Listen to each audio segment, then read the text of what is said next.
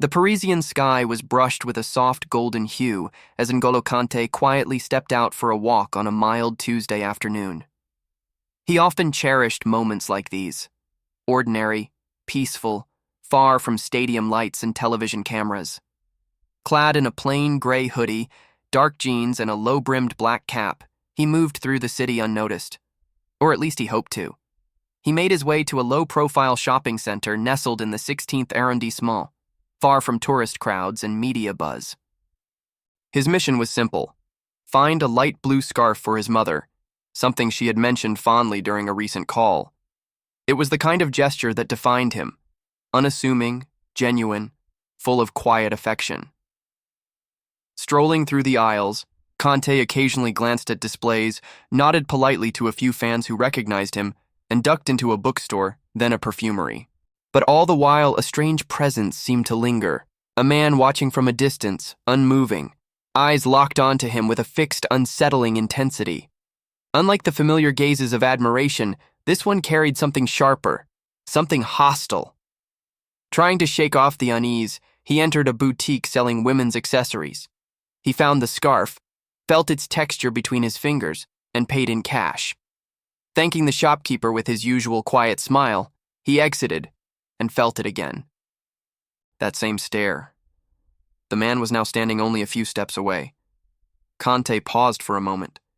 He could have turned around, taken a different exit. But he didn't. He had nothing to fear. As he approached, the man stepped directly into his path. Average height, scruffy beard, clothes frayed with wear, eyes wild with something unspoken. "You again, huh?" the man growled under his breath. "Mr. Perfect, Mr. Fake." Kanté blinked, confused but calm. "Excuse me? Fraud!" the man snapped, and without warning spit full in his face. The sound, the act, the moment, it cut through the air like a whip. The world seemed to freeze. Conversations halted. Shoppers gasped. A clerk screamed. Phones were raised. Feet shuffled in shock. Kanté didn't move at first. He stood still, chest rising slowly, then pulled a handkerchief from his pocket and wiped his face in silence. There was no rage in his expression, only something heavier: disbelief, fatigue. It wasn't the first time.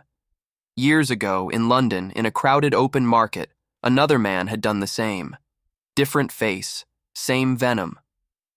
Back then, he'd chalked it up to pain misplaced, to one angry man. But now, seeing it happen again, in broad daylight, without provocation, he realized this was more than coincidence. This was something deeper. Security responded swiftly. Within minutes, several guards had sealed off the area, forming a barrier around the scene with improvised cordons. The man who had spit was restrained and escorted to a back room. Police were already on their way. Around them, the crowd buzzed in disbelief, some frozen, others whispering, and more than a few holding up their phones, capturing what had just happened. Kanté remained seated on a nearby bench, quiet and composed, but something in his posture had shifted. He wiped his face once more, but it wasn't the saliva that lingered. It was the weight of familiarity. He gripped the blue scarf in his hand, pressing it between his fingers as if anchoring himself in something kind. "I saw everything," said a woman to one of the guards. "He didn't do a thing. That man just attacked him." "We'll handle it, ma'am," the guard assured her. A manager soon arrived, flushed and breathless, holding a bottle of water. "Monsieur Kanté, please take this." "We're deeply sorry. Would you like a private room?" "No, thank you," Kanté replied. "I'd rather stay and see how this is handled." The manager, slightly thrown off by the unexpected composure, nodded. There was something solemn in Kanté's demeanor, as if this wasn't just about him. Shortly after, 2 police officers arrived, a woman with cropped blonde hair and a tall man with North African features. They moved through the stunned crowd and approached Kanté directly. "Monsieur Kanté, I'm Inspector Morel. We're here to take your statement." He nodded. Calmly, he described what had happened, how the man had been following him from store to store, how he hadn't said a word until the moment of attack. No provocation, no confrontation, just sudden, focused hatred. The inspector scribbled notes silently, then moved off to review the security footage and speak to witnesses. Meanwhile, in the back room, the assailant, later identified as Lucien Darval, sat slouched, handcuffed, murmuring to himself. He's not who you think he is. The humble act, it's all fake, all of them, bought and sold. One officer asked him directly, "You knew who he was?" "Of course I did," Lucien snapped. "Everyone loves him, but I see through it." "You realize what you've done is a hate crime?" The man didn't answer. He stared down at the floor, muttering incoherently. Back outside, Kanté remained still, the scarf now folded neatly in his lap. The officer returned. "Do you want to press charges?" she asked. He looked up, eyes heavy. "This isn't the first time," he said quietly. "Years ago it happened in London. Different man. Same thing." The inspector paused. "So what would you like to do?" Kanté thought for a moment. Around him, children played near a toy store. A young man nearby had his phone ready, clearly filming from a distance. People were watching, always watching. "I want to press charges," he said. "But more than that, I want to understand why this keeps happening." The next day, headlines exploded. N'Golo Kanté attacked in Paris shopping center. Second public assault sparks outrage. A gentle icon, a violent world. Social media ignited with support. Thousands of messages flooded in from teammates, celebrities, fans, and strangers. Hashtags trended, petitions emerged. Some called for stronger protections for public figures. Others focused on the deeper issue, that no level of kindness or humility could shield a man from hate born of fear, ignorance, or resentment. One clip in particular went viral, a still frame of Kanté just after the assault, standing tall, calm, and silent as chaos unfolded around him. His expression wasn't one of anger, but of weary recognition. He declined TV interviews, despite a flood of requests. Only one print outlet got a quote.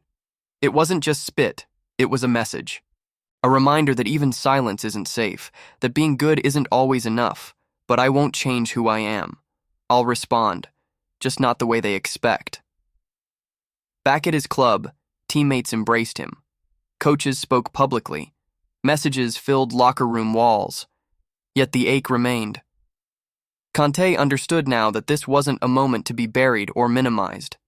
It was a sign, one he couldn't ignore anymore, and he had no intention of letting it pass without meaning. 2 weeks after the incident, life around N'Golo Kanté seemed to have returned to normal, or at least the version of normal he was used to. He trained, played, showed up where he was expected, but something in him had shifted. The quiet strength he always carried now held a sharper edge, a deeper purpose. He followed the legal process closely.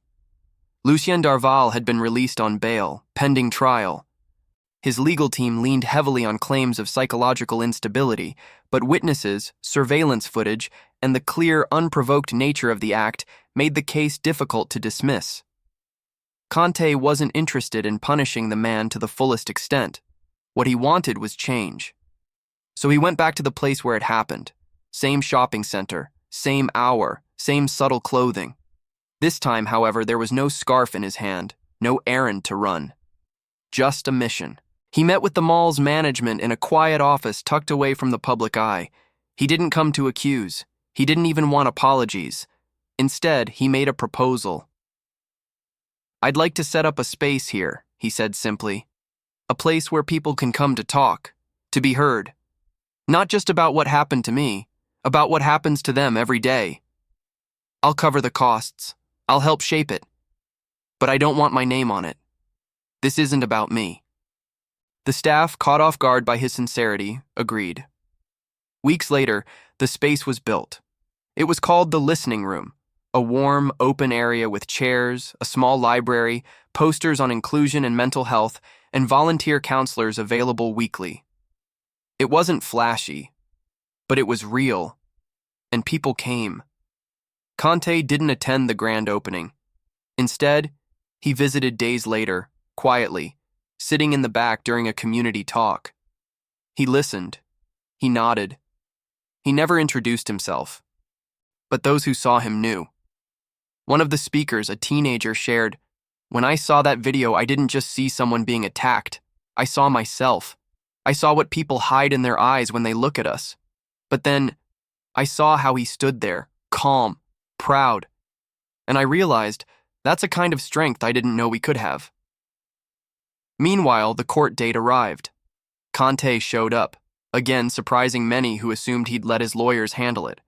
He sat through the testimony. He listened to Darval's lawyer paint a picture of a broken man. He heard the excuses, the mitigation, the explanations. Then, he stood. And in clear, steady words, he told the courtroom what had happened, not just the spit, but the echo of what it meant. The symbol of being treated as less than human. The weight of being targeted not for what he'd done, but for who he was.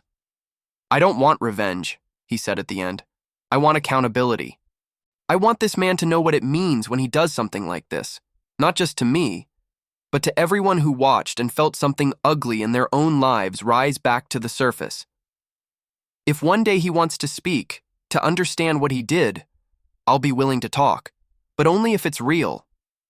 The verdict came: 3 months of house arrest, mandatory psychological counseling, and 200 hours of community service, specifically within organizations dedicated to combating racism and hate crimes. Kanté made no public comment about the sentence. He didn't celebrate. He didn't condemn. Instead, he returned to the listening room, slipping in one evening unnoticed as usual. He pinned a note to the message wall, handwritten in his neat, unassuming script. "Peace isn't staying quiet. It's choosing how to speak." Months passed. The space grew. Other centers across Paris began to adopt similar initiatives. Schools invited speakers who had once felt voiceless. Survivors of all forms of discrimination started finding one another. The movement had no face, no logo, but its presence was unmistakable. And Kanté? He kept training, kept playing, kept being who he always was. But now, in quiet corners, in whispered conversations, people spoke of him not just as the man who covered every blade of grass on the field, but as the man who showed that even the softest voices can move mountains.